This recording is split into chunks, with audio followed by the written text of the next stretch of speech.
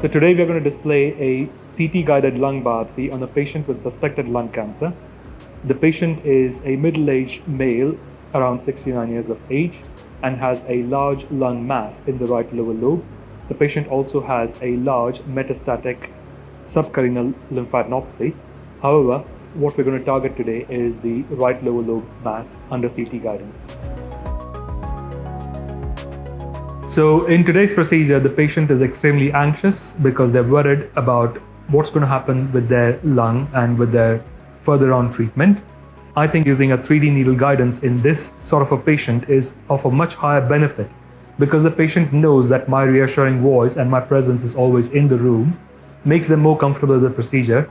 And if I need to make fine adjustments to the patient's position or breathing, 3D needle guidance allows me to do that on the spot.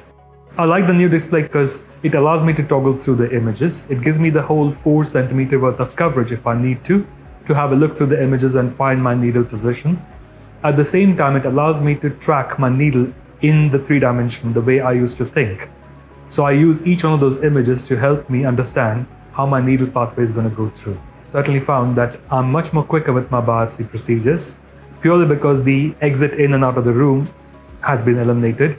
And secondly, I can do fine needle positioning and immediately get some images to ensure that my needle's on the right path. So I found 3D needle guidance to be a much better way of training my registrars or the trainees that come through the department, because now I can make them visualize the way my thought process works.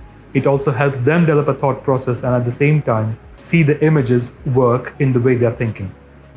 So 3D needle guidance is definitely a better process for the patient, purely because the patient's team is in the room and there are less number of steps, so quicker procedure.